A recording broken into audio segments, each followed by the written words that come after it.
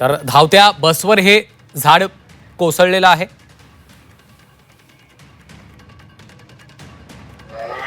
School bus असोसिएशनचे अनिल गर्ग सध्या आपल्यासोबत जोडले गेलेले आहेत फोन लाईनवरून।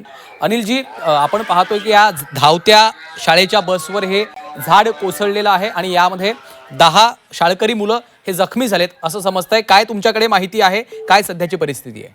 खरं पाहिलं तर ही दुर्घटना फार म्हणजे चुकीच्या वेळी झालेली आहे, कारण ज्या पद्धतीने शाळा सुरू आहेत तो पावसाळ्याच्या पूर्वी महानगरपालिका नेहमीच जे झाडं त्याची फांद्यांची छाटणी करते, जे धोकादायक झाडं त्याला काढण्याचं काम करते।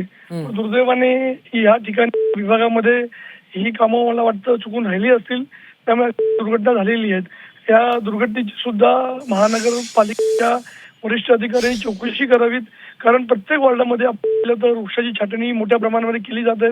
तर अशा धोकादायक आणि हे झाड यापूर्वी याची का उपाययोजना केली नाही, सर्वात मोठा प्रश्न आहे। सर, यामध्ये चालक, या स्कूल बसचे जे चालक होते ते कोण होते, त्यांच्या संदर्भात काही माहिती आहे? ना, अजूनपर्यंत माहिती आलेली नाही आहे। जशी माहिती होतं कळू।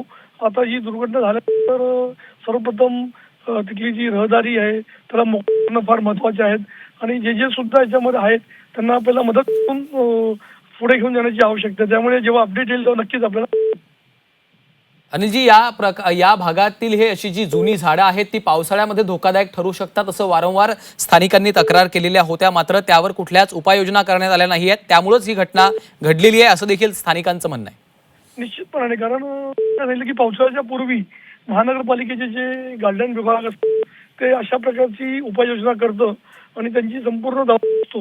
आणि हा भाग काय राहिला आणि जेव्हा नागरिकांनी सुद्धा जेव्हा दिली, तक्रारी केल्या, तर त्याला त्यांनी अग्रक्रम देणं आवश्यक होतं। पण ज्या चुका झालेल्या आहेत त्याबद्दल चौकशी करून त्या संबंधित अधिकाऱ्यांची सुद्धा कारवाई करण्याची आवश्यकता आहे। ठीक, नक्की। खूप खूप धन्यवाद अनिल गर्गजी आपल्या या प्रतिक्रियेसाठी। तर शाळेच्या बसवर हे झाड कोसळलेलं आहे आणि यामध्ये 10 विद्यार्थी जखमी झालेत अशी माहिती आहे। त्यांना आता तातडीनं रुग्णालयामध्ये दाखल करण्यात आलेलं आहे। त्या सर्व मुलांवर सध्या उपचार देखील सुरू करण्यात आलेले आहेत। 10 विद्यार्थी यामध्ये जखमी झालेत असं समजतंय आणि त्यांना तातडीनं रुग्णालयामध्ये दाखल करण्यात आलेलं आहे। खरं तर पावसाळ्यामध्ये अशा पद्धतीच्या घटना घडू नयेत यामुळं त्या संदर्भातल्या आवश्यक त्या उपाययोजना करणं अत्यंत महत्त्वाचं आहे। खबरदारी घेतली जाणं देखील महत्त्वाचं आहे। मात्र वारंवार अशा पद्धतीची या भागातली जी झाडं आहेत, जुनी झाडं आहेत, त्यांना तातडीनं हटवलं गेलं पाहिजे। पावसाळ्याच्या काळामध्ये हे धोकादायक ठरू शकतात असं देखील स्थानिकांचं म्हणणं होतं। या संदर्भात प्रशासनाकडे वारंवार निवेदन देऊन देखील याकडे दुर्लक्ष केलं गेलं असं स्थानिकांचा काहीसा आरोप असल्याचं आपल्याला पाहायला मिळतंय। मात्र भविष्यामध्ये अशा घटना टाळण्यासाठी आताच पावलं उचलणं अत्यंत गरजेचं आहे, कारण मुंबई आणि मुंबईच्या परिसरामध्ये पावसाळ्यामध्ये अशा पद्धतीच्या घटना घडू नयेत यासाठी आवश्यक ती खबरदारी घेणं देखील अत्यंत महत्त्वाचं झालेलं आहे। स्कूल बसवर अचानक हे झाड कोसळलं आणि यामध्ये 10 विद्यार्थी हे गंभीर जखमी झालेत। त्यांच्यावर सध्या रुग्णालयामध्ये उपचार सुरू आहेत।